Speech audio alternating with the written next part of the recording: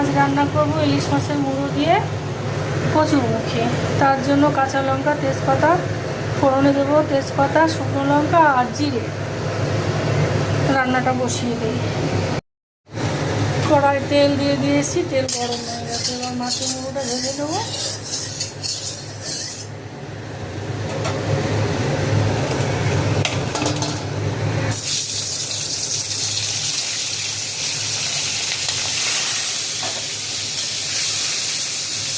হালকা করে একটু ভেজে তুলে নেব। ফোড়নটা সব একসঙ্গে দিয়ে দেবো।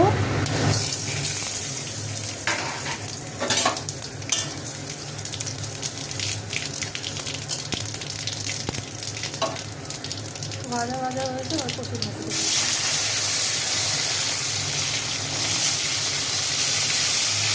একটু ভেজে তারপরে মশলা দেবো, জিরে গুঁড়ো, ধনের গুঁড়ো, কাঁচা লঙ্কা, নুন হলুদ।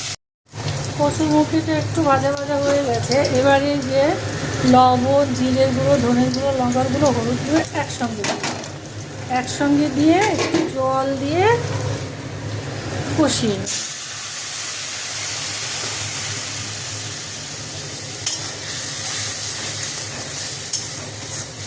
ভালো করে কষানো হবে, তারপরে কাঁচা লঙ্কা দিয়ে জল দিয়ে দেবো, তারপরে ঢাকা দিয়ে রেখে মাছের মুড়ো দিয়ে। মশলা দিয়ে মুখিটাকে কষানো হয়ে গেছে। এবার গরম জল দেবো। গরম জল দিলাম, চেরা কাঁচা লঙ্কাগুলো দিয়ে দিলাম,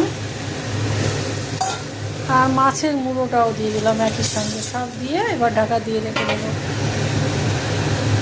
রান্না প্রায় হয়ে গেছে। একটুখানি ভাজা জিরে আর ধনে, শুকনো লঙ্কা শুকনো খোলায় ভেজে গুঁড়ো করে একটু এর মধ্যে দিয়ে দিলাম নামানোর আগে। এইবার নামিয়ে দেবো। হয়ে গেছে, আবার নামিয়ে দেবো। কমপ্লিট আমার রান্না।